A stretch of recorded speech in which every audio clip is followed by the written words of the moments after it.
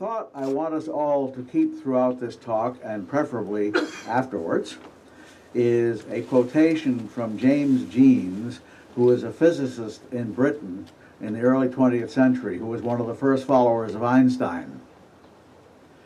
And in fact, he wrote a great deal on the theory of relativity, both general and special. And in his book, The Mysterious Universe, he made this comment. Remember, this is a physicist, and not a modern one. That is, not a very modern one. The universe looks more and more like a great thought rather than a great machine. Now that's incredibly important, because that is one of the first comments coming from the scientific community that points toward the end of the mechanistic paradigm. Now, it actually already has ended, but most of the scientists haven't noticed. Especially the science educators haven't noticed. When astrology gets flack from the scientific community, you will almost invariably find that it is led by professors who are not of science, science writers, and science educators. Very seldom do scientists get involved unless they're sort of shamed into it, which happened in the 1970s, when the 186 scientists, including many Nobel laureates, signed a statement against astrology. But they probably wouldn't have bothered if they hadn't been urged to do so by the organizing group. Frankly, the attitude most scientists have toward astrology is, well, I don't believe in it, but I got better things to do. Okay, I can live with that. So what is meant by postmodern astrology? Well, in order to define this, I have to define some other terms. And at this point, you're encountering a tendency I've had for a long time, and it wasn't until I went to graduate school, where I spent a rousing 10 years, and we're getting my doctorate, where I learned that I was doing this like a scholastic. Modern people don't usually do this, but a scholastic always begins by rigorously defining every term that is used, so you don't spend the whole time discussing what do you mean by the terms rather than getting to the substance of the argument, because they're laid out at the beginning. So the first term we have to define is modern astrology. The second term we have to define is traditional astrology, or more accurately, astrologies. Postmodernism as a philosophical and literary movement, which caused a great deal of humor in my graduate school career, and postmodern astrology. Let me back up to postmodernism for a moment. Postmodernism was an extremely skeptical movement that occurred in literary and philosophical circles, also artistic, which basically came to the conclusion that the past is a fictional construction. Well, you've heard the past, the history of everything is written by the winners. Well, they took this one step further to say that basically you can't really say what the past was about. I had a professor of Byzantine studies in graduate school, and she recounted a story that happened to her when she was an undergraduate, when she was taking a course in history. It was because she was a historian, but it had some literary implications, and so there were a lot of people from the literature departments in there. And the professor looked and said, I see there are a lot of literary types, as he pronounced literary types in this group, and I just want you to know that for the purpose of this course, the past really happened. Now you can debate that point philosophically, but there is the recognition of the past having certain qualities is not entirely a hallucination, although the details are subject to dispute. So, first, principal stages and divisions in the history of astrology. This is how I'm going to define what I mean by traditional astrologies, modern astrology, and postmodern. First of all, we have pre-horoscopic astrology in Mesopotamia. Dates, who knows, to about 500 BCE. Now, what do I mean by pre-horoscopic?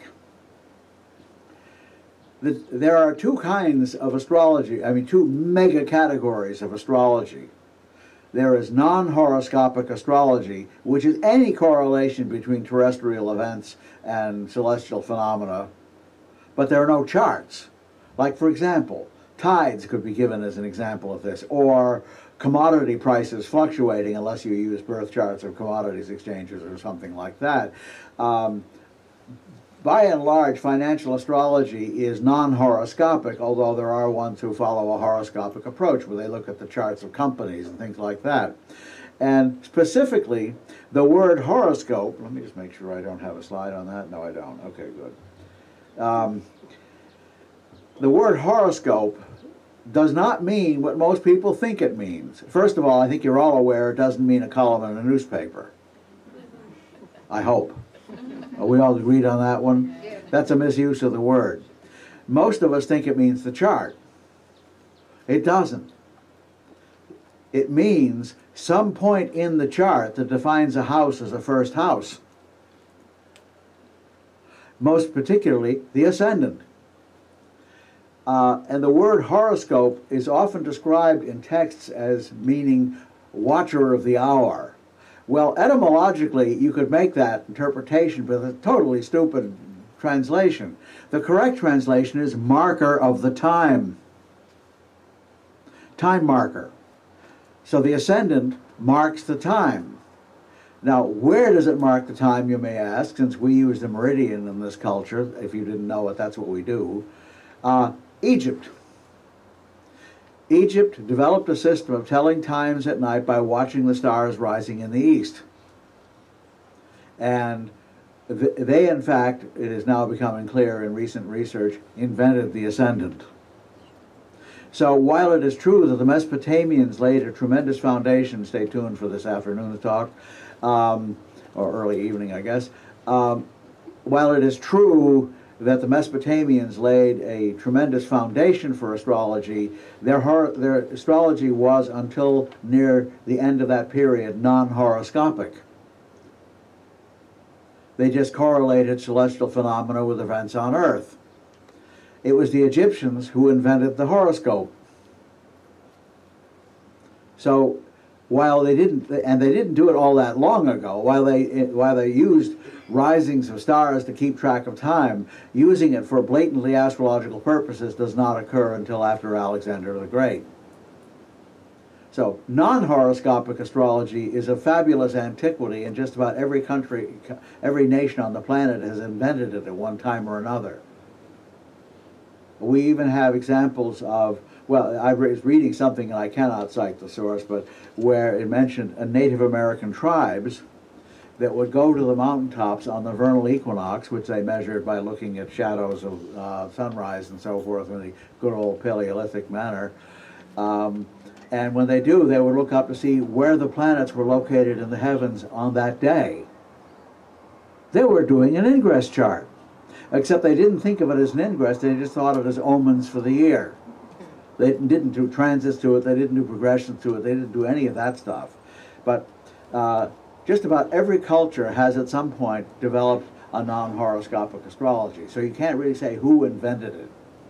It's a constant human reinvention. Horoscopic astrology, on the other hand, as far as we can tell, was invented in only one place in time, and that place is Hellenistic Egypt. I seriously dispute claims that it occurred earlier in India, and the reason is that there's no evidence of highly competent Indian astronomy that could calculate planetary positions in advance. That was what the Mesopotamians invented. They could calculate ephemerides, and that's necessary. You have to have that capability. Now, there is a problem about the history of India, and that is, in the West, documents were written on relatively imperishable materials like clay tablets and so forth. That was not the case in Egypt, but Egypt had such a dry climate that papyrus was a very durable material. In India, papyrus and all the other materials they used were not durable. They would rot in the heat and so forth. So I can't guarantee that there was nothing going on in India of the kind, but there's no evidence that is accepted by scholars at this point. And I'm not just including Western scholars. Eastern scholars have pretty much the same point of view, or Indian astrologer scholars. And I'm sure there are notable exceptions.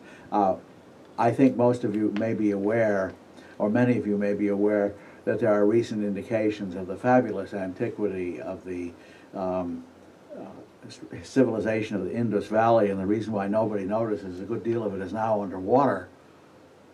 Sea levels rose in the city, and they've been finding these cities all along the coast under the water. This does not mean that they were doing horoscopic astrology. It just means that they got civilized very early, much earlier than we generally recognize. So India civilization is incredibly old. No argument there. We don't know how old. The usual dating techniques don't work well with cities underwater. I'm not just being funny, they really don't. The soggy factor gets really bad. Okay, so early horoscopic astrology comes in after 500 BCE, which for those of you who don't know, it means before the Common Era, and it's the scholarly way of saying BC because it divorces the calendar from alleged times of the birth of Jesus, who was almost certainly not born in the year 1, because we even know who made the error. But when he was born, and in some people's minds, if he was born, is up for grabs, yet the system is so widespread now, they call it the Common Era. And that gets around the problem. So the AD has been replaced by CE, Common Era. Early horoscopic astrology in Mesopotamia, Egypt, and elsewhere in the Eastern Mediterranean Middle East dates 500 BCE to about 200 BCE. Now here's the problem. We really don't know a hell of a lot about that period. Somewhere in here, Mesopotamian and Egyptian ideas begin to mingle with ancient traditions in India. That mingling occurred fairly early, and I know many Vedic, or Jyotish I prefer to call it, Jyotish people believe that it mingled only from India to Egypt, not the other way. But the Egyptians were fairly literate types. They were quite capable of inventing things on their own. For example, they were probably the greatest surveyors of the ancient world with these fabulously accurate astronomical alignments they made. I mean, a lot of people made good, accurate astronomical alignments, but the Egyptian ones were on a par. Nothing else was on a par with what the Egyptians could do. But they didn't have any planetary astronomy until they learned it from the Babylonians. So those two nations, by fusing under the, possibly before the Greeks, under the Persians, but certainly after Alexander, is how horoscopic astrology came into existence. So, moving on. Do I have the same slide twice? Oh yeah, I'm good. Oh yeah, there is a small error here. Yeah, 3 shouldn't be there. Hellenistic astrology, mostly in the Eastern Grecophone dominions. That term is intentional. That is Greek-speaking, not necessarily Greek. There are very few Greek astrologers in the ancient world, but they all wrote in Greek, because after Alexander the Great, that was the common international language. So, and these dominions were in the east and later the eastern part of the Roman Empire. This Hellenistic astrology dates from about 200 BCE to 600 CE, and while for most other purposes the Roman era is not considered Hellenistic, in the East, for cultural and scientific purposes, there was no break when the Romans conquered the East. Things just kept on going the way they were. The break occurred when the Roman Empire became Christian, and then around 600 BC, the Byzantine emperors, who were all that's left, really began coming down like a ton of bricks on astrology. Fortunately, by that time, a good deal of Byzantium had been conquered by the Arabs, and in the Arab dominions, they kept right on going. So let's acknowledge that debt to the Arabs. If they hadn't done that, astrology might have died. Okay.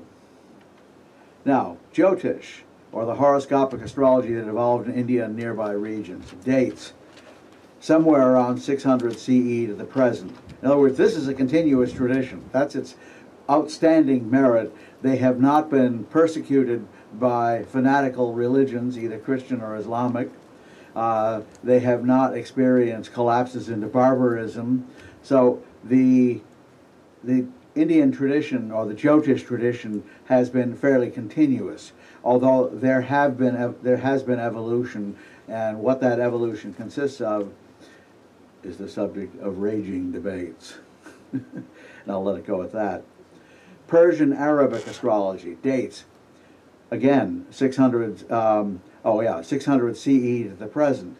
Now, it's probably older than that, but we have no documentary evidence, or at least we didn't until this week. Exon, are you here?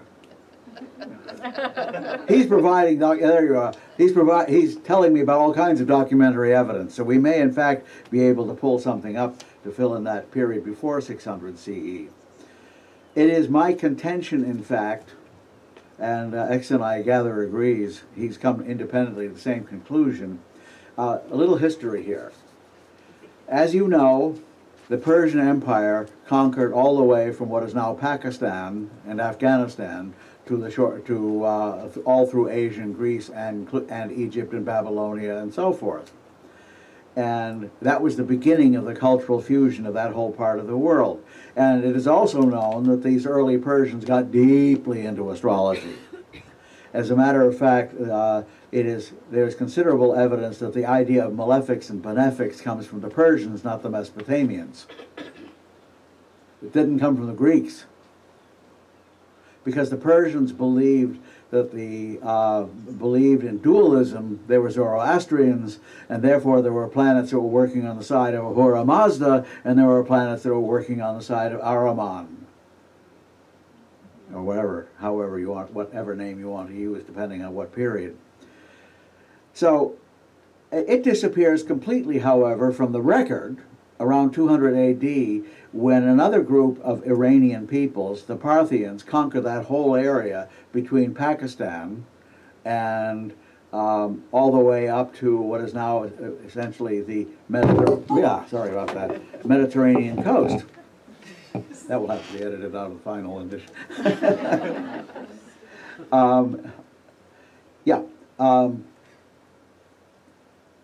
Did astrology disappear in that part of the world? I think not, because when Persian astrology resurfaces around 600 CE and thereafter, it's a fully developed system that has clearly been going along for some time. And so the theory I have evolved, and again, from my conversation with Exon, I think we're all talking along the same lines, is that Mesopotamian astrology, which had fused with Egyptian horoscopic astrology by this time, continued rumbling along in that middle period and developing into a third branch of astrology. Everybody thinks that ancient astrology was Hellenistic or Indian, and I submit that Persian was the third branch. That is the ancestor of our astrology. Our astrology is not Hellenistic, it is not Indian, unless you're practicing Jyotish, it is Persian.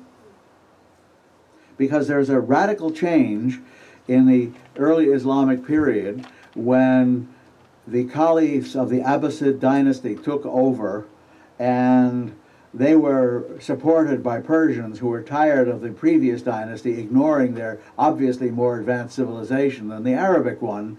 And the Abbasids were in fact Arabic, but they really loved Persian civilization, and all of a sudden the astrology changes.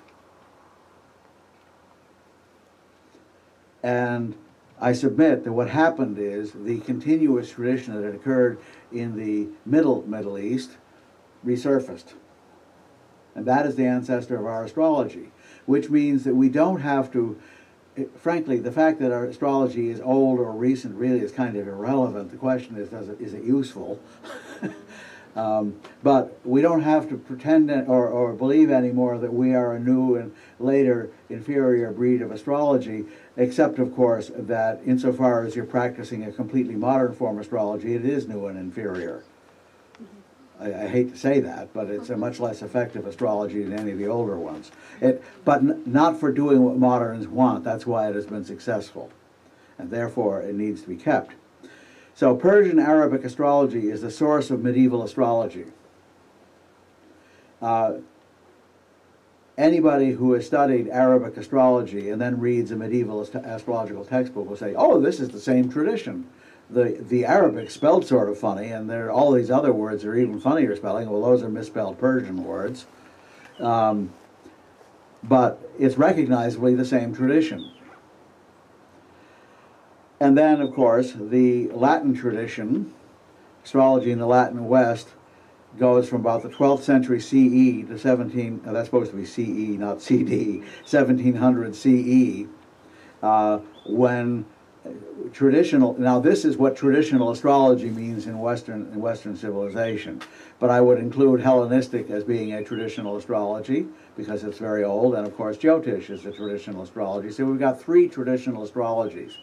We have Jyotish, Persian, Arabic, Latin, and Hellenistic. These are the three major traditional schools of astrology. And as I said, in the West, the Persian, Arabic, Latin tradition has been the dominant one, and that tradition began to decay only around 700 AD or CE. It decayed in part because of the Enlightenment. Somebody mentioned the Dark Ages of the Enlightenment. Was it Richard who mentioned that? Right. Yeah. The phrase I like to use is the endarkenment. From the point of view of astrology, it was an endarkenment. Fortunately, a lot of lower middle class Englishmen really got into astrology, and they kept on doing it through the whole period. And they saved it. The aristocracy, the intellectuals, the kind of view. Supercilious, which means raised eyelid, raised eyebrows. You know the expression. Okay, the 18th century, at any rate, nearly broke astrology in the Latin. It was no longer Latin, of course. Modern astrology has two stages. A very simplified form of late medieval astrology, and these dates are about 1700 to late 19th century. You find people using primary directions a lot in prediction. Many authors in that period seem to view the only legitimate test of astrology as the accurate prediction of somebody's death. We don't even want to touch that issue because, frankly, they failed. A couple of them claim to have succeeded, but nobody can reproduce their results. And it made astrology get in such a bad odor with everybody else that, there's something you don't want to do. Predict something offensive and not be good at it. You damn well better be good at it, and they weren't. Then, in the late 19th century, further simplification came, and then innovations. The biggest innovation in early 20th century astrology was Alan Leo changing the emphasis in astrology from predicting events to describing personality. I wouldn't exactly call it psychological astrology because it was a little too primitive. Characterological would be a better term. Now, did he have a blast of enlightenment? No. It was the only way he felt he could get around the English fortune-telling laws. So because of the English fortune-telling laws, astrology shifted from predicting events to analyzing character. This does not seem like very great progress, but that morphed into something else which really was great progress, and that is the use of astrology as a tool of self-actualization. There never has been one of those before, ever, that we know of. In India, that element does exist in astrology, but it exists as part of a religious tradition, and without the religious tradition, it would have nothing to say. We got a beautiful demonstration this morning of the integration of the craft of astrology with Hindu religion. And I say beautiful, I mean beautiful. It was quite impressive. But most of the prayers were to the gods of the planets, and I don't think it's a widespread belief in the West that the planets are gods. They have living energies attached to them, all right, but I don't think they're gods exactly. So postmodern astrology is 1980s to God only knows, because we're talking about the future. But I still haven't really described postmodern astrology. Okay, but backing up. Modern astrology then is item 8 on the previous slide. What is ironic is that, not what, the psychological and spiritual reformers of the 20th century considered negative traditional, that is correct. What is ironic is that what the psychological and spiritual reformers of the 20th century considered negative traditional astrology was for the most part the first stage of modern astrology, item 8A in the previous slide. In other words, early branch of modern astrology. Because these are the guys who are trying to predict people's deaths. And I think most of us would regard that as not the most fruitful use of astrology you could possibly imagine, even if you could do it. So, it was the 18th and 19th century English who elevated the accurate prediction of death to the status of a principal criterion for evaluating the excellence of astrological technique. See John Partridge and John Warsdale's writings, both of which can be gotten online for fairly cheap. Or cheap to nothing, and you will see this emphasis on the forecast. Partridge threw out about 60% of traditional astrology based solely on the fact that he couldn't use the methods to predict death. There's a saying I have, which is, ancient astrology was a vast reservoir. India got a major water main. The West got a garden hose, and John Partridge and Alan Leo were the nozzles. Now, so here are the 3 traditional astrologies which I already mentioned, so I don't need to dwell on this. We have the astrology of India, or Jyotish, Hellenistic astrology, and medieval astrology, which includes Persian Arabic astrology and the entire astrological tradition of Europe from the 12th century revival up to about 1700. These 3 branches of astrology have their own practitioners and followers. By the way, this may come as a shock to you, but I am not a medievalist astrologer. I am actually doing a synthesis. I'm not saying what would it look like, I'm doing it. So I'm not saying I'm doing it as the be-all and end-all of what can be done, but more people use combinations of the methods than are purists. This is very good except for one thing, and that is we really need to pay a lot of attention to evolving some kind of theoretical framework which explains all of this. And we don't have that, although there are unmistakable signs that it's happening. So, postmodernism. Now I'm talking about the term postmodernism. When I did the lecture the first time, I got criticized because everybody in the audience understood postmodernism to be the first paragraph in this slide, which is a late 20th century movement in the arts, this is right out of Wikipedia, by the way, as it says at the bottom, arts, architecture, and criticism. There was a departure from modernism. Postmodernism includes skeptical interpretations of culture, literature, art, philosophy, history, economics, architecture, fiction, and literary criticism. It is often associated with deconstructionism, I put in the ism, and post-structuralism because its uses as a term gained significant popularity at the same time as 20th century post-structural thought, notably associated with Jacques Derrida and Michel Foucault. These are 2 paradigm examples. However, contrary to what my critics in 2005 thought, the term has also been applied to a host of movements, mainly in art, music, and literature, I would add astrology, that reacted against tendencies in modernism and are typically marked by a revival of historical elements and techniques. Boy, is that a good description of the Back to the Tradition movement. So yes, an astrology that includes that is postmodern, and that's what I'm talking about. Precisely what I'm talking about. So, postmodern astrology has little or nothing. I never see the typos until I start reading the lecture.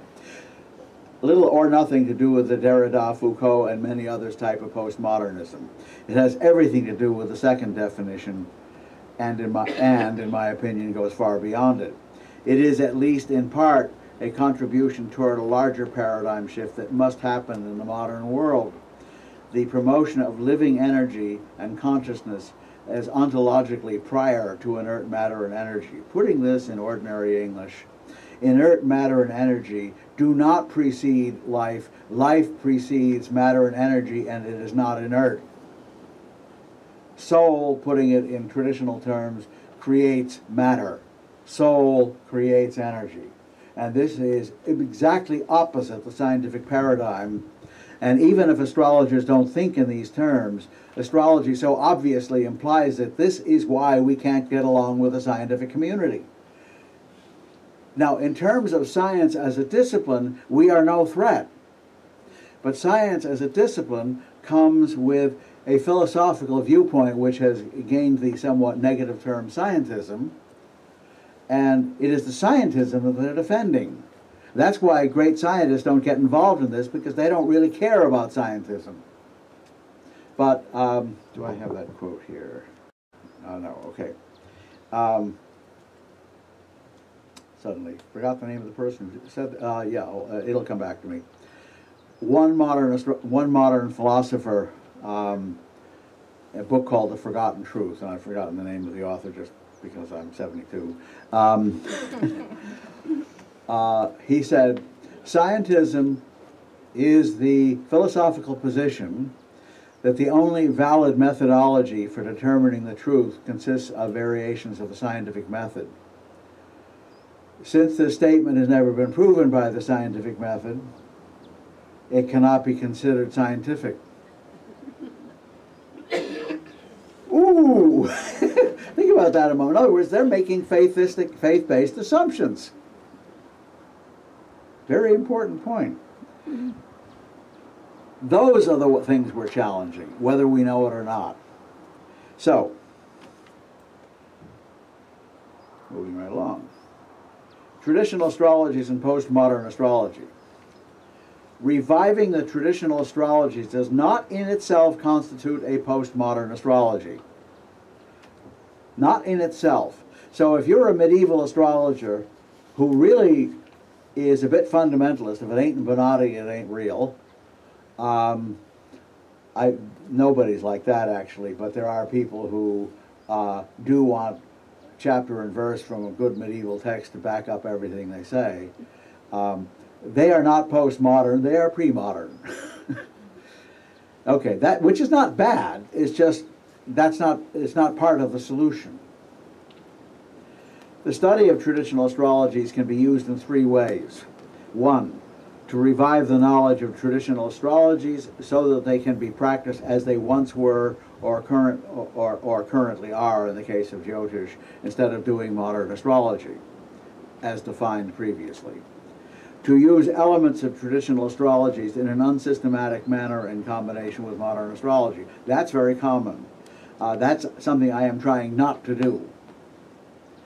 Three, to use knowledge gained from traditional astrologies as part of a new synthesis.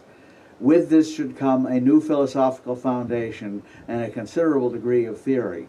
It will be a new stage in the evolution of astrology. This is item 9 in the outline. This is postmodern astrology. So 3 major tasks. Number 1, we do have to continue. Let me just check the time here.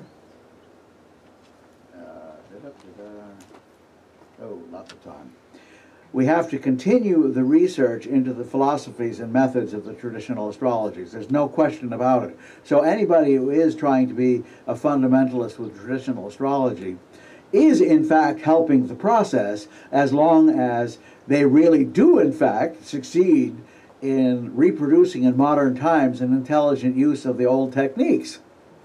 That's very helpful, because I have to say, quite frankly, that the medieval and ancient texts are not always terribly clear, and if some modern person can plausibly fill in the gaps with their practice, but otherwise are being purist about their following Jyotish, medieval, or Hellenistic, that's still valuable to us, because then we can see how useful these might be in a new synthesis. Two, to find ways in which modern astrology and the traditional astrologies point to philosophical conclusions that can be derived from or are consistent with all forms of astrology. One of the most fascinating involvements here is Chris Brennan. I don't know if you know him over on this side of the pond, but Chris Brennan is quite young. He just had a Saturn return. He's brilliant. Not always the easiest person to get along with, but you know, he doesn't tolerate fools gladly. And he has a very strict definition of what constitutes foolishness. But nevertheless, he and people he works with have been seeing in Hellenistic astrology a what looks like a theoretical underpinning from which a great deal of astrological practice can be derived. Now, it's in the phase of hypothesis, not theory. And for those of you that don't know the difference, this is a good time to briefly summarize the difference. A hypothesis is an educated guess about what might be true. A theory is a hypothesis that has been proven in practice over and over and over again, and that also indicates other areas of research that can be done, and they're at least somewhat correct in telling you what those other areas of research should show. Astrology actually does have a theory. I can tell you how, I can give you a very personal example of how effective the theory is. I wrote Planets in Composite as my first major book. I'm sure some of you are aware of it. It's on that technique of creating relationship charts by taking the midpoints between the two suns, the two moons, and so forth. Now, that technique popped up, let's see, where were we in time here? Yeah, in the early 70s in this country. It had germinated in England and Britain, although there's some argument as to who did it first. The answer is they both did it differently, but they both did it. It was a offspring of the midpoint movement. That's why it happened. And so I was asked by a guy who ran a computer horoscope company to come up with a relationship horoscope text. And I said, well, you know, by the way, at this point in time, the computers that were being used to calculate charts and print out reports were far more primitive than your cell phone. Far more primitive than your cell phone. So consequently, the text couldn't be too large a text or it couldn't be used. For example, when Planets in Transit, which is also a computer text in origin, was finished, it took many years before they had a computer big enough to hold the text database. Now you can store it on the most trivial PC imaginable. At any rate, I had absolutely no idea how to read a composite chart. I'm telling you the truth. I had no idea how to read a composite chart. I knew how to cast one. So I went to John Townley, who had basically introduced me to the technique, and I asked John, if I wrote descriptions from natal astrology that were appropriately adjusted for the fact this was a chart of a relationship, do you think that would be useful? And he said, absolutely, that's what you should do. So I did it. In other words, I predicted on the basis of astrological theory about symbolisms what the aspects should mean in a composite chart. I didn't do it from observation. There weren't any. Planets in Transit is another matter entirely. That was based on many years of observation because, in fact, I learned astrology by studying transits. That's a really good way, too. You really get to see what it's about. But composite, no way. I had to do it on a basis of theory. So it means that the way in which we combine symbolism in astrology is theoretically sound. Not hypothetically, theoretically. It's been confirmed over and over and over again. It's not a theory in the scientific sense, but it's a theory in the philosophical sense.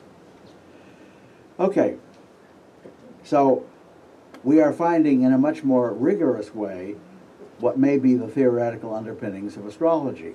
And they're places you would never expect to find them. There is, for example, in many of the ancient books what's called the Thema Mundi, which would be translated into English as the horoscope in the sense of a birth chart of the world. Now, it never happened. It was an idealized chart that explained the essential dignities, and everything was put in such a way as to be consistent with the essential dignities, and all kinds of conclusions were drawn from this that actually turned out to work. And when you go into Hellenistic astrology, you see the Thema Mundi hiding in the background, influencing what the people wrote. And you try it out and it works. Ooh, fascinating. 3, the third task, to investigate philosophies and spiritual traditions that elevate life and consciousness over dead matter and energy. Astrology is not and cannot be a mechanistic philosophy. I think most of us have long since given up the idea that the planets are sending out rays in a mechanical sense that make us do things. Or putting it in philosophical language, the planets aren't the efficient causes of anything except gravitational fluctuations. Efficient cause is exactly what most people mean by cause, in case you're wondering where the word comes from. I put the word efficient in there because in Greek philosophy there are 3 other kinds which are absolutely necessary to astrology. So one of the components of the philosophy of astrology is going to be a fair amount of Aristotle, as it was in the Middle Ages. Another component is even more of Plato, and another component is even more of the Neoplatonists, who actually came up with a cosmological system that completely explains astrology. But it doesn't do it by describing a mechanism. I will just quickly share with you the Neoplatonic idea of why astrology should work. The universe was created by the world soul, out of itself. And in Plato, you see a description where the world soul, within the world soul, is created an entire solar system, but it's all in soul. It isn't material. And the physical universe is generated by the world soul out of itself, and therefore there are physical planets whose motions reflect the motions of the planets in soul. And since we have souls, or we are souls more accurately, we have each of us a solar system within us. And that solar system and the one in the world soul are running in parallel. And that's why astrology works. Now that does not exactly sound like a scientific explanation, does it? But I believe it's pretty close to the truth. There are many details over which we can haggle about it, but I think that's pretty close to the truth. Some characteristics of postmodern astrology as I visualized it, and obviously this is the vision of one person, and yeah, I've had a lot to do with this evolution in the last few decades, but believe me, I could be full of the proverbial fertilizer that doesn't fertilize a garden. I think you know what I mean. Where 19th and 20th century astrology was not continuous with the astrologies that had come before, this is point number 1, a postmodern astrology would be. Part of it has to be a continuous examination and reevaluation of past ideas, methods, and techniques, as well as philosophies. Second point, the best innovations of 20th century astrology must be kept. I'm going to say must here, I wrote are. The criterion for what should be kept insofar as modern astrology, I think I started out at 20th century. I've been writing a lot of slideshows lately. As long as modern astrology or 20th century astrology speaks to the needs of modern humanity, which is its principal virtue, and if it works, second, makes sense, and this is my favorite one, is sufficiently clear so that the practitioner can tell whether or not it works. We are full of techniques in contemporary astrology where you can't tell if they're true or not. And the most supreme among them, and I'm talking about Western astrology here, not Jyotish, Among the most outrageous examples of this is astrology that deals with past lives. Lovely, but how the hell can you know? It's not verifiable. It's not even falsifiable. It has to be thought of as a personal mythology that you can use to focus your own individual development on. That's okay, I have no problem with that. But the idea that you really were Cleopatra, all I can say is Cleopatra has reincarnated herself simultaneously on Napoleon and a few other people. I mean, they're overlapping, which of course is theoretically possible, but this is an idea that is pretty much unverifiable, unfalsifiable, whatever. Do I say that there is no such thing as previous incarnations? That's another subject. I will give you my cryptic answer. I object to the word previous. It's all happening simultaneously, which means, in theory, you could affect a previous life as much as a previous life could affect you. If you, in other words, achieve a stage of enlightenment that no other of your lives have achieved, they all become enlightened.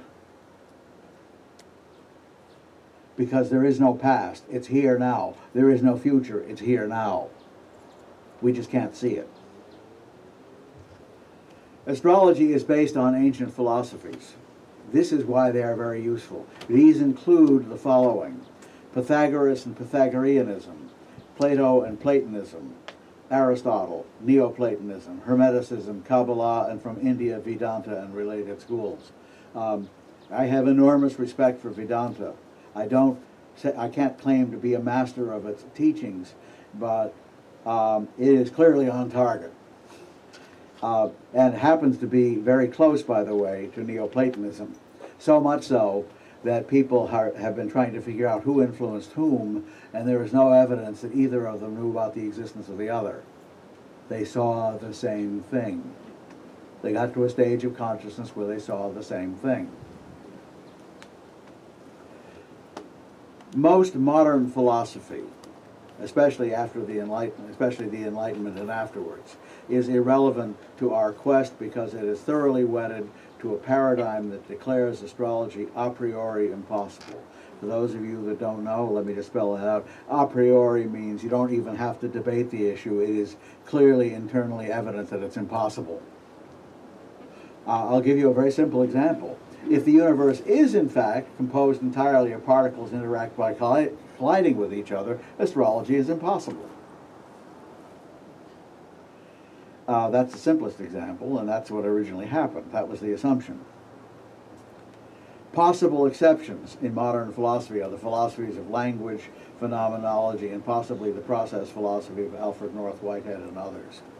Alfred North Whitehead is actually deeply subversive of modern philosophical thinking, but the first thing you have to do when you encounter Whitehead is learn his vocabulary, and there aren't any glossaries. Oh, there are, but they're on the internet. There are no published ones, and certainly not by him, which means that anybody's interpretation may be questionable.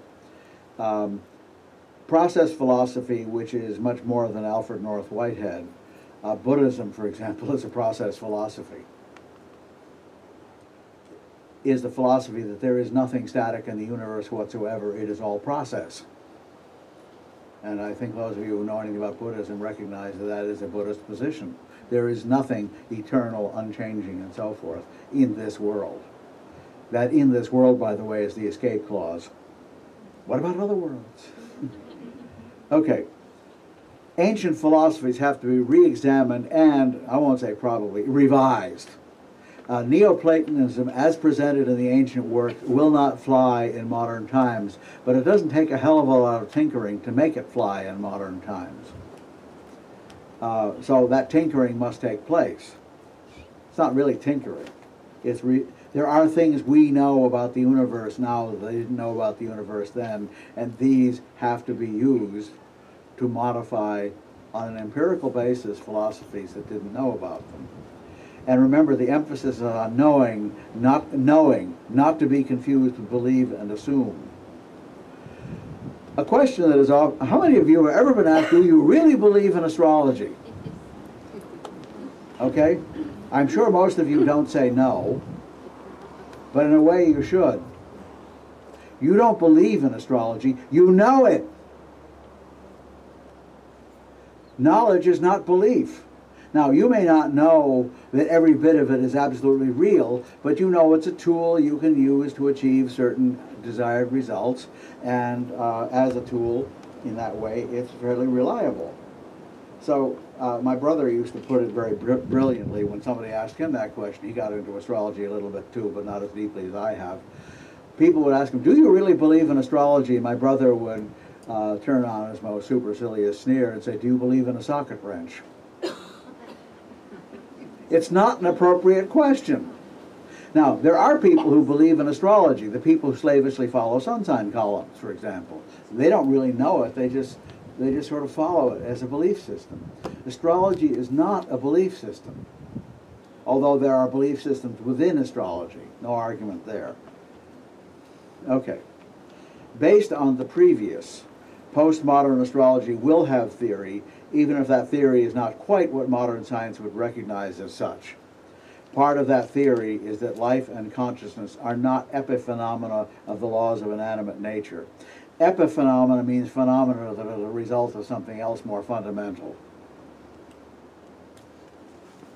To the contrary, life and consciousness are at least essential to this new philosophy, if not more so than matter and energy as presently conceived by physics. Rupert Sheldrake makes an interesting comment in one of his videos. He says, you know, the more we look at electrons, the more that it looks like they have free will. Talk about subversive statements. But he's right. Another comment that's been made is the more we do research on electrons, it seems to become increasingly apparent there's only one electron. It just can incarnate all over time and space simultaneously. But that's why you can't tell, that's why the principle, the uncertainty principle, you can either tell how fast it's going or where it is, but you can't tell both. It's as if it's dodging us. And I submit that's probably exactly what's going on. In other words, the electron is a very primitive living being. Wow, weird, isn't it? But it makes sense. Oh, here it is. Yeah, Houston Smith. Yeah, Forgotten Truth. Here is the quote I gave you before in detail. I did put it in. With science itself, there can be no quarrel.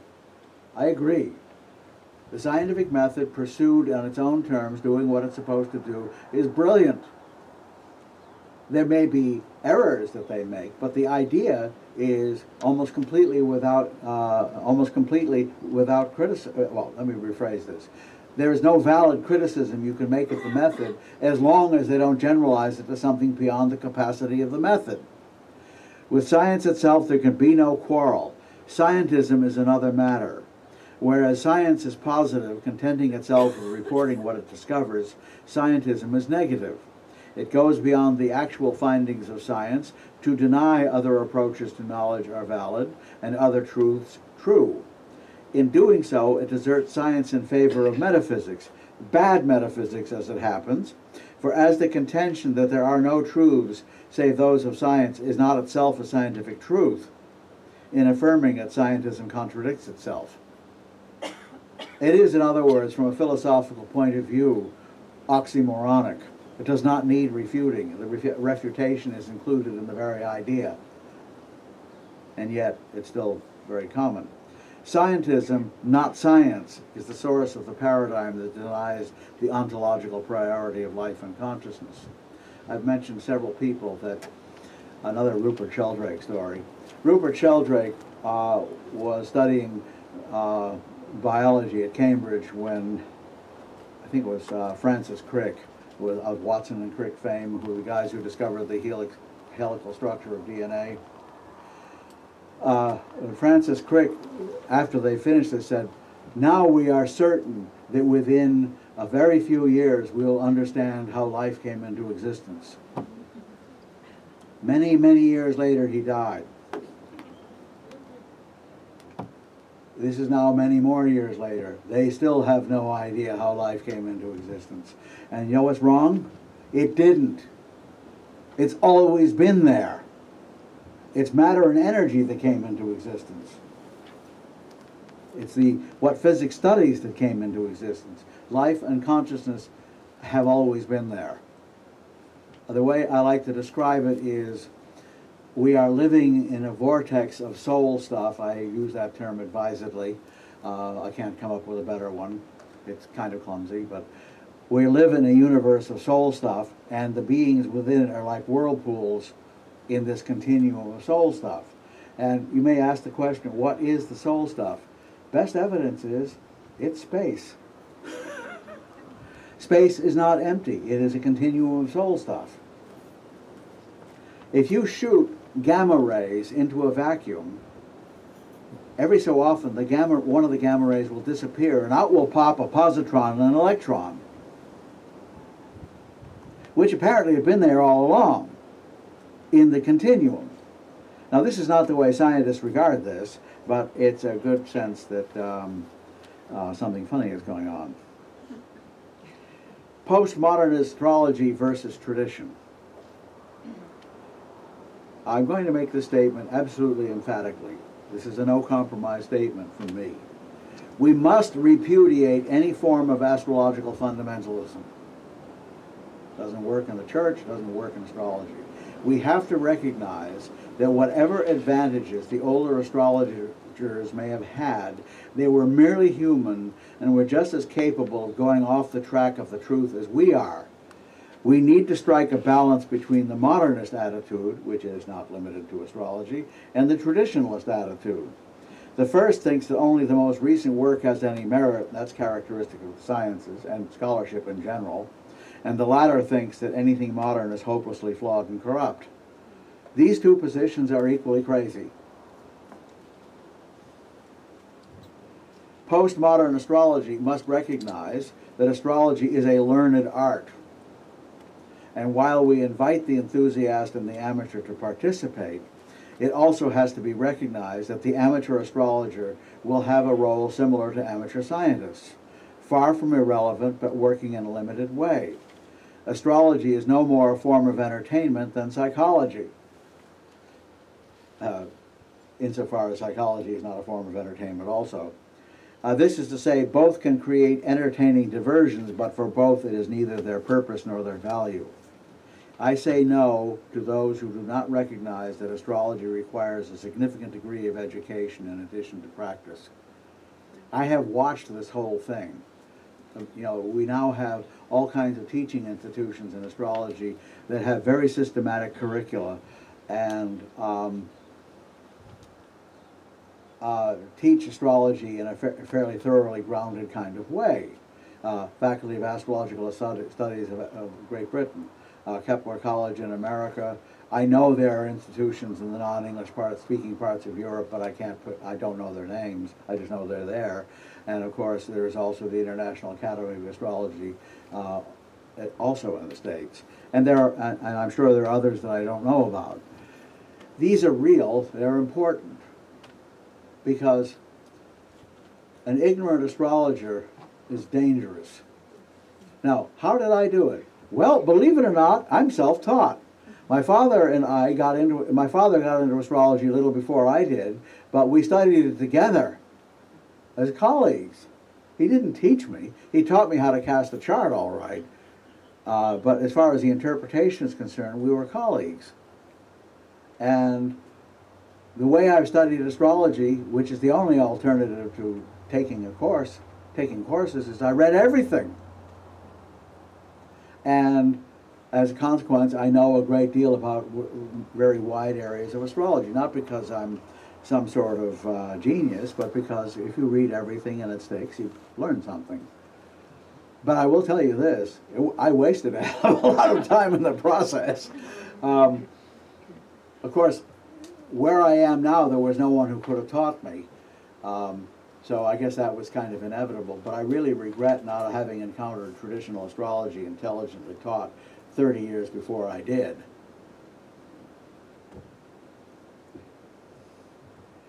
Varieties of modern astrology and postmodern astrology. The scientific school The scientific school desires to be more scientific, whatever that may mean. So there is a scientific school in contemporary astrology. A, astrological research must be patterned as closely as possible on research methods in the social sciences. For those of you that recognize the names, the Gokul Veda, for example. And second, new astrological schools that, this is the other scientific, quote, scientific type, new astrological schools that attempt to streamline the mainstream of 20th century astrology and create more precise methods. Example, cosmobiology of the Ebertin School, the Uranian or Hamburg School, they're basically the same. The Munich Rhythm Method of the Döbereiner School, the Cosmobiosophical School of the Wangermans, the Western Sidereal School founded by Cyril Fagan and Donald Bradley, aka Garth Allen. These are all examples of schools that try to stick to things that are really clearly demonstrable in astrology and not go off into what they regard as my Latin teacher in high school used to call it cloud cuckoo land. Great term. Now, then we have another variety, astrology employed as a tool of psychology or used as a device for self-realization and human potential. A list of these would include, but not be limited to, the following. I can't begin to number all of this. Humanistic and person-centered astrology, Dane Rudhyar and Mark Edmund Jones, and I forgot to close the parenthesis, oh well. Esoteric and evolutionary astrology, no comment. The various forms of psychological astrology, be they Jungian, Freudian, eclectic, or cognitive. Archetypal astrology, and of course the Huber School, which has had quite a bit of influence in the last few decades. I think I'm not hearing as much about them as I used to, but they're still around. They have very, very clearly defined methods that you, my God, how does the temperature change so fast? A few minutes ago it was cold, now it's hot. Depends, I guess, which way the clouds are going. But at least you don't get bored. Okay. The latter type, astrology employed as a tool of psychology listed above, is without doubt the single most important new application of astrology that the modern period has to offer. Ancient and medieval astrology, as they have come down to us, deal with fate, what happens to an individual. There was little or no sense that astrology could be used to help the individual evolve spiritually or to realize his or her inner potential. In the ancient world, there are traces of such an astrology, but in the medieval world, the Christian Church and Islam took over that function exclusively in their respective cultures. Nobody could compete with the Church. A little later this week, I was showing you examples of what happened to people who did. They either died, they either lived out their lives but became increasingly disreputable, or they didn't live out their lives. I will fill in the blanks in that lecture. Here are the strengths of the traditional astrologies. They had a very long period of testing and checking with experience that modern innovations have not had, however meritorious they may prove to be. They have evolved a language, syntax, and methodology that allows one to look in very specific places for answers to questions. My favorite instance of the lack of this, it was the New York suicide study done, I guess it was in the early 80s, I don't remember the exact date, where they had timed birth charts of large numbers of suicide cases, which were obtained with the permission of the New York State Bureau of Records. They were real. I mean, they were real charts. And they conceived of a test that was designed to find out whether astrologers could tell the difference between a suicide and a non-suicide. Unfortunately, in their zeal to be scientifically perfect, they made a big mistake in their method, which is they looked through the non-suicides and paired them with charts that were suicides that looked very similar to them. Now, if you know anything about control groups, that's not the way you do it, because the deck was stacked right from the beginning. But here's the fundamental problem. I started working on it until I realized I had no idea what a suicide chart looked like. It was not until I studied traditional astrology that it became clear what it should look like. And I won't say that it's the be-all and end-all, but there are certain patterns that occur in suicide charts that are quite logical, that you would expect. I will leave out the method, so I don't want everybody leaving and say, oh my God, I want to commit suicide. No, it's a little more complicated. Okay. Now, the same that I've just said about the traditional astrologies. Oh, I'm backing up here. Yeah, you know where to look for answers to questions. In other words, whether traditional methods are accurate, they at least produce greater clarity. That's one of the things that's wrong with contemporary astrology. The methods are incredibly mushy. I have seen people who could read anything into a chart. A particularly brilliant demonstration of this process, and I have great reverence for the author, personally. He's a brilliant man, but he demonstrated the problem in modern astrology. It's called The Moment of Astrology by Geoffrey Cornelius. I believe every astrologer who has any interest in the philosophy of astrology should read that book. But he takes a chart which really didn't have anything to do with anything, but he managed to connect it, and then he reads how all these things happened from it by a method that was so amorphous that, quite frankly, he could have read anything into that chart.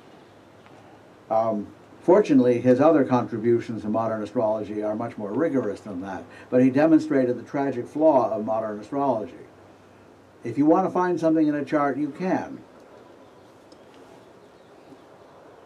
This is particularly true, by the way, of some of the quote-unquote scientific types, like Uranian astrology, which I used to follow with some enthusiasm until I was teaching a class where we were studying Uranian astrological ideas back in the 80s, I guess. And in the middle of this period of time, there was what was up to that time the worst airplane crash in history. 2 airplanes collided on a runway in the Canary Islands, one landing and one taking off, so you can imagine the speed at which they collided, and just about everybody was killed. The death toll was higher than any aircraft accident had ever been. Okay, good. Getting toward the end here. So, we had the time and date of the crash. We looked it up, and there was nothing, absolutely nothing. Then somebody realized that the time zone was wrong. So we put up the right time zone. It was brilliant. Things blowing up, fire, bodies flying through the air. It was so explicit. And then we discovered we had the wrong date. And when we got the right date, it didn't show much of anything again. So the worst, if you have an astrology that shows you things happening that didn't happen, you got a problem. That's one of the simplest criteria. Now, you might say, well, what I say to people is very useful to them. I have no quarrel with that. But I would say, you're lucky. But, you know, ultimately the value of a practicing astrologer is what they can do for their clients. And that is not anything I would care to debate. Okay, continuing. In the case of medieval astrology in the West, at least, it is the direct ancestor of 19th and 20th century astrology, but the process by which the latter evolved from the former can be shown historically to have been a devolution, not an evolution. Now, this is a key point.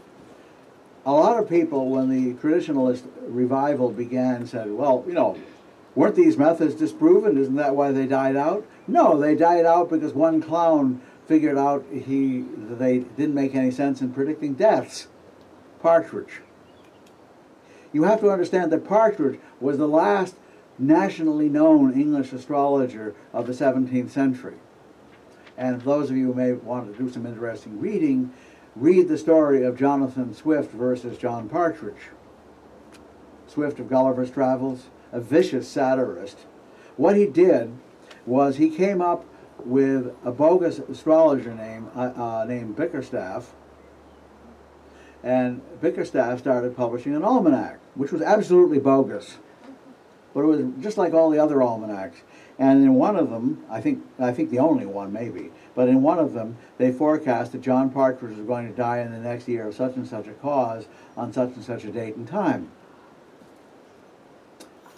After that period passed, a new edition of the Almanac solemnly reported that this had in fact happened. And Partridge spent months trying to prove he was still alive. But, you know, you might say, well, gee, he wasn't at fault. No, but everybody laughed at him. He became a figure of ridicule. And Swift did him in. And in doing so, he basically killed off the last and not by any means greatest representative of the 17th century English school. And everybody who came later followed Partridge.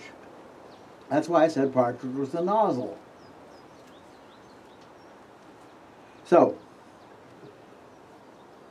the techniques of traditional astrology did not die out because they were found wanting, at least not by intelligent people. They died out because of the Enlightenment. Swift was a card-carrying member of the Enlightenment gang. He was also nuts, literally. Oh well.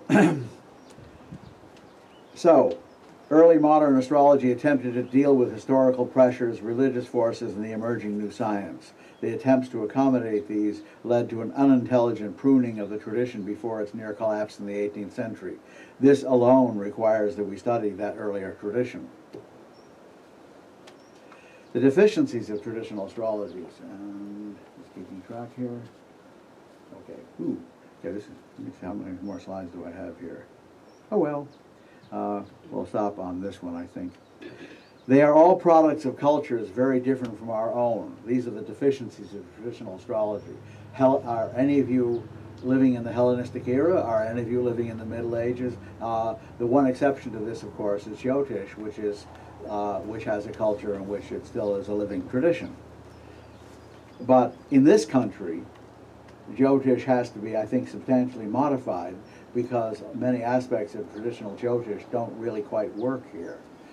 Insofar as it's deterministic or fatalistic, for example. And I do know that from people who practice it in this country, or not, well, in the West, I mean, since we're not in America, though it doesn't seem totally alien, I'm happy to say, except in the bad aspects of America.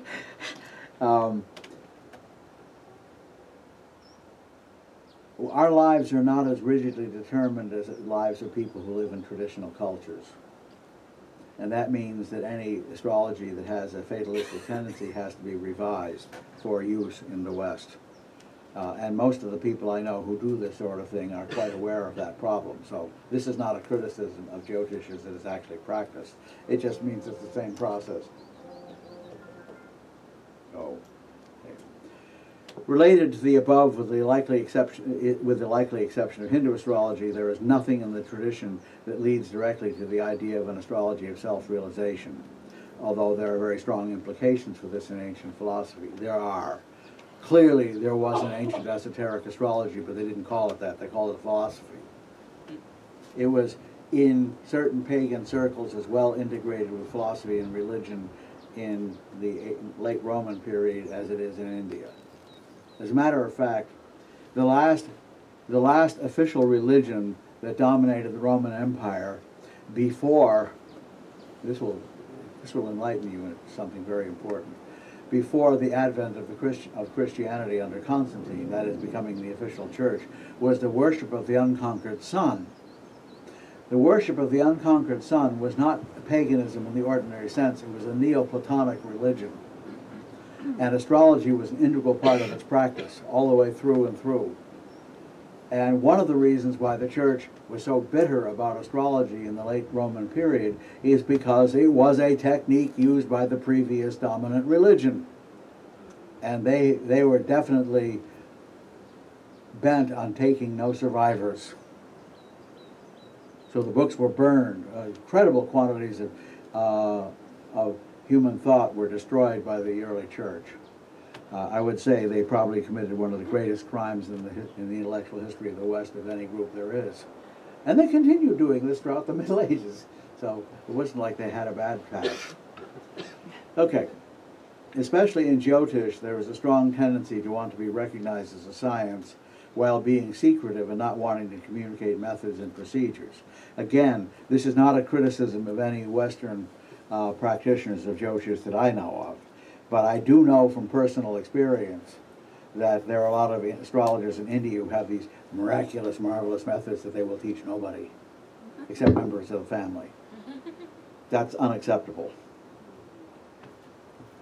The strength of modern astrology in the 20th century, it does speak to modern culture. It does speak about self-realization. It's created many technical innovations which were not available.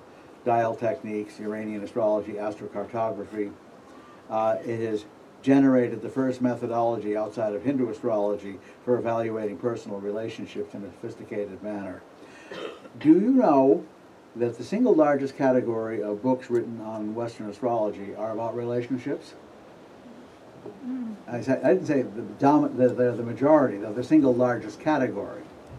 And that none of this material existed at all before 1950. None of it is traditional, because all they wanted to find out was, is the woman you're going to marry going to be faithful, and will she produce an heir? If so, do it. It was a business transaction. It wasn't a relationship as we know it. So it wasn't until the 20th century when relationships began to be taken seriously as something in and of themselves that we developed an astrology of relationship. It's all very new. When I was young, it was very hard to find books that described it in any detail. Now, they strain the shelves to collapse in the bookstores, including some of my stuff. And transits are now practical where they were not before, because you need an ephemeris to do transits. That's why the ancients didn't use them very much. They did use them, however. Okay, this is where I'll stop. Simply put, the task is to create the astrology that would have come into being if the so-called Enlightenment of the 17th and 18th centuries had not occurred. However, if that Enlightenment had not occurred, the astrology of self-realization and self-actualization would not have come into being. So oddly enough, the 18th century forced astrology to come up with a new task for which it was excellently suited that had never been there before. So we have both a pain with the Enlightenment and a good thing that came out of it. Then we have to add to the above the results of an examination of all other astrological traditions such as Hindu, Chinese, Hellenistic, etc., because all of these contain elements that, if properly integrated into the whole, would create a new and more powerful astrology. This is especially true for Hindu astrology, aka Jyotish, which is clearly a long separated sibling of the Middle Eastern Western tradition. That's going to be a difficult one, because the overlap in methods, that is, the two traditions claim to be able to do exactly the same kinds of things by very different means, which doesn't mean that one of them is wrong, because you can say I love you in French, you can say I love you in English, you can say I love you in Latin, you can say it in Sanskrit. Does it mean one of them is better than the other? The meaning is what's important. Astrology is a language. Okay, though that gives you some idea of what the program I'm laying out. There was a little more to the slideshow, but most of it has transpired. So, thank you for your attention.